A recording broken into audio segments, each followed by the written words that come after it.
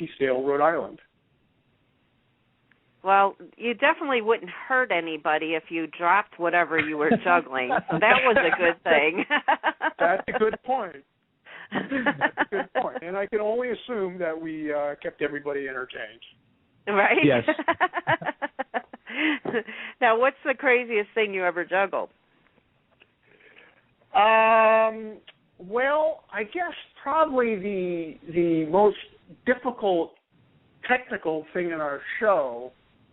Well, actually, I will tell you, before I get to that, I will tell you one of the craziest things we ever juggled back in the experimental days when we were still in college.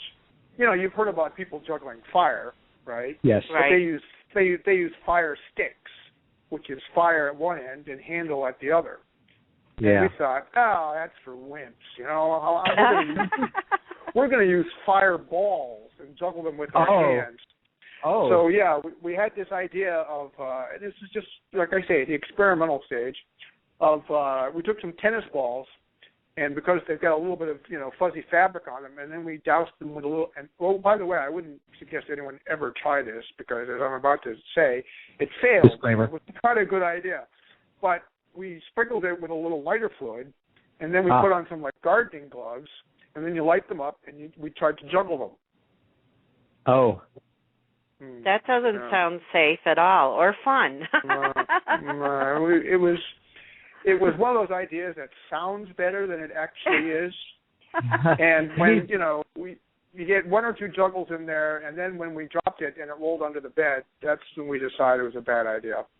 Yeah, definitely. Sounds pretty flammable. Yeah. Yeah, but, you know, trial and error. Yes. Right. Trials, lots of error. Well, practice makes perfect, but there's just some things you shouldn't practice, and that's one of them. Right. Well, now I know that. Yeah. Yes. and Now, I'm then also curious. Okay, go ahead. No, go ahead. Well, you're asking about the other juggling things that we did, and for our finale, our show, we used to, we'd climb up on top of 2 6-foot unicycles, and this was on like a real small stage. You know, it's maybe a 10-foot square stage, you know, 3 feet off the ground. And the audience, there's like 300 or 400 people, and they're packed in really close. And we're up on 6-foot unicycles. The stage is 3 feet off the ground, so our heads are like 10 feet up in the air. Wow. And we'd hand out 6 different objects to members of the audience. And let me see if I can remember what they were. We'd hand out what was it? It was a handball racket. It was like a tennis racket, a little bit smaller, but a racket. And we'd hand out this wooden brush, and they were all about the same shape, about the same length. We handed out a rubber chicken, one juggling club, a fire torch, and what am I missing? Oh, a toilet plunger. Of course, a toilet plunger. Of course. That's comedy gold right there. Toilet plungers and rubber chickens are comedy gold. Right. Yeah. You know, they practically speak for themselves. Yes. And then we'd hand them out to different people all over the audience, and then we'd climb up onto the unicycles, and then we'd have them one at a time, or actually 2 at a time, since there's 2 of us, throw the objects to us from wherever they were in the audience. Wow. Yeah. Now, this is one of those premises that plays out any number of ways. I could see that, yeah. And if it worked right, and it usually did, although over the course of performing it, that was one thing about our show, is our show is built up on all these premises that we just put out there, and then whatever happened, happened. And over the course of the years, all kinds of things happened, and that's one of the things that made it kind of cool, because it really was very spontaneous. But if it works right, you know, we get to catch the items that they toss to us, and then the last one that they throw is from someone farthest away, and when it worked right, they toss, you know, we give them fairly explicit instructions, and they toss it to us. And as we catch it, the third one each, we're able to go into a juggling pattern from there.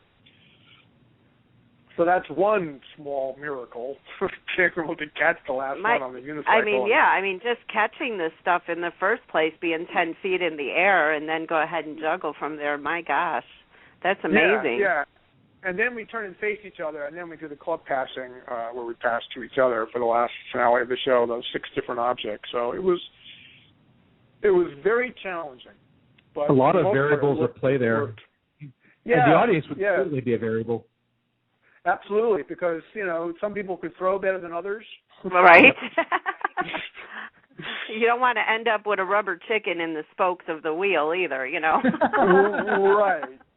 Well, it's funny you should mention that, because I have this scene in my show, which is a video clip of a performance that we did where a kid tried to do exactly that. Oh. A kid came up on stage, and I asked him to pick up the rubber chicken, and he picked it up, and he started ramming it into my spoke. Oh, my gosh. It wasn't funny at the time. So I had to kind of take off, and of course he came running after me, and he's like 2 or 3 years old, so he was determined.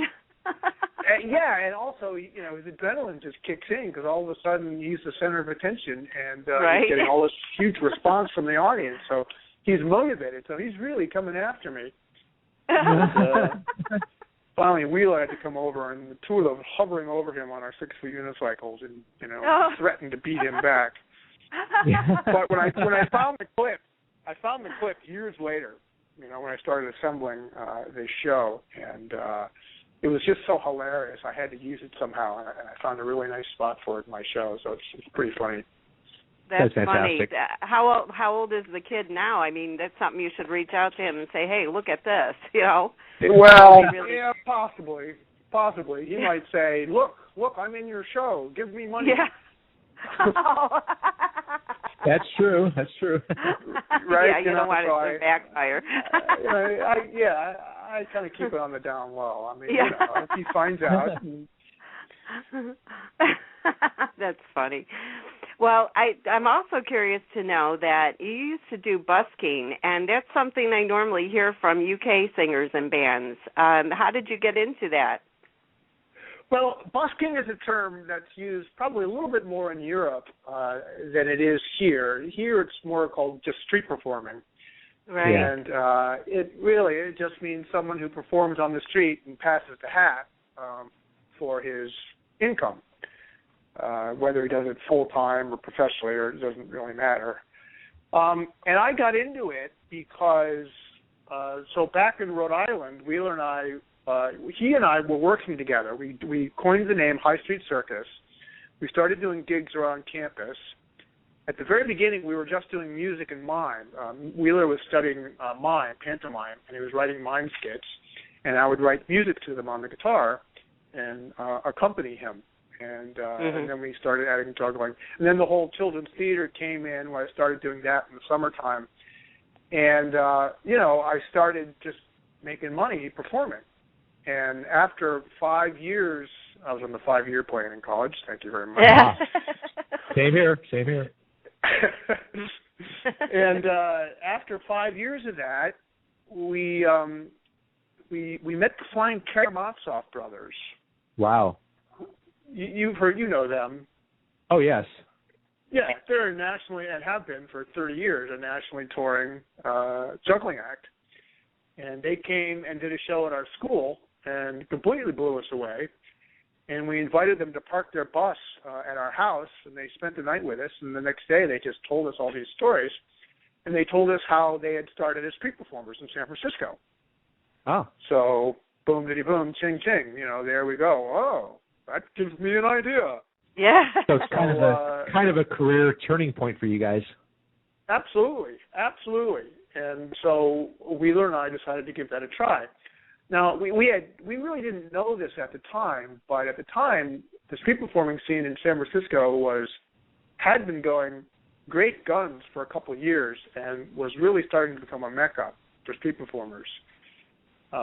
So we didn't know this. We just went there. And so we spent 2 months driving out, taking the scenic route, driving around the country. Yep. Filled our van with all of our juggling props and our musical instruments and a couple tuxedos, costumes, and fire eating stuff, and the works. And just headed out. And when we got there, we were trying to get into. There were 4 private sort of malls down at Fisherman's Wharf that had stages, and these stages were by audition only. And the biggest, most famous one is Pier 39 in San Francisco. Oh, I was just there last fall. Yeah, it's wonderful there. Yes, right. But there were 4 other stages like that down there at the Cannery, the Anchorage Shopping Center, and Ghirardelli Square. Yep. And we arrived at a time when there was still room on the roster, and we auditioned, and we got into all of those stages. What era are you talking about, Andrew? This is the 80s.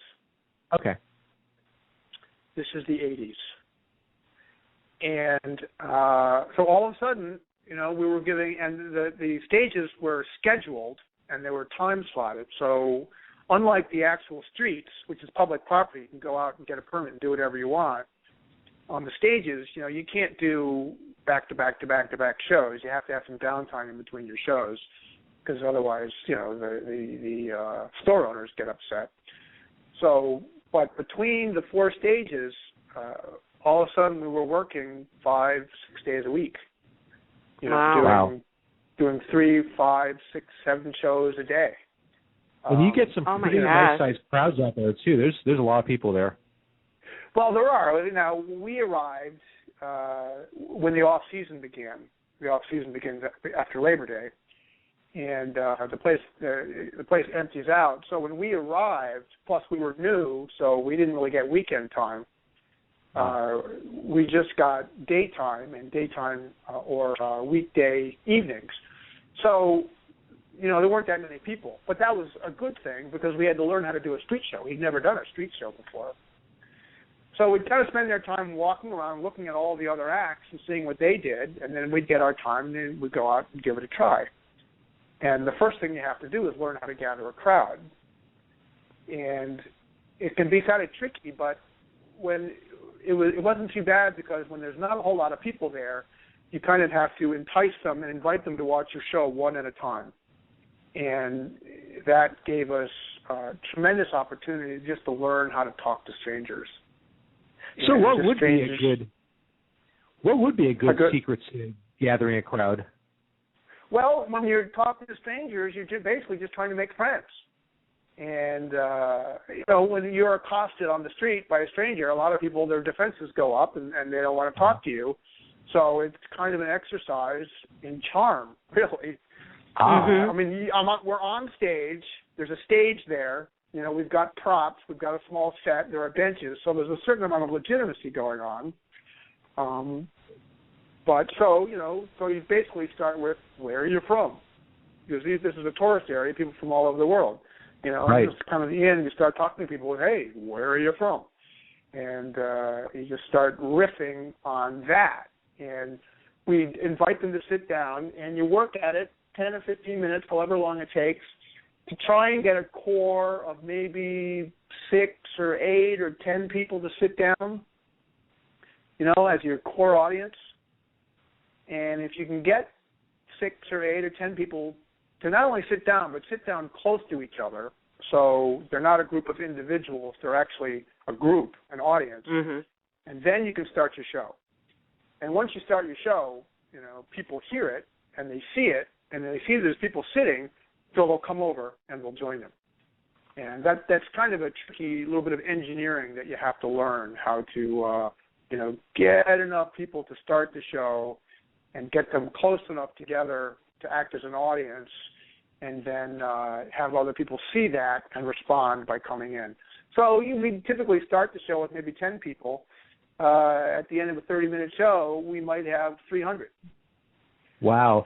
That's the exact opposite of a typical music performance where people buy tickets in advance and the show starts at a certain time and they have to be there. In this case, you have to do all the legwork and make sure a crowd is there before you start. Yeah. Well, that's what I'm doing now. And it's a whole different thing. It's a whole different thing. Absolutely fascinating. Now, I want to focus on the music just a little bit. I've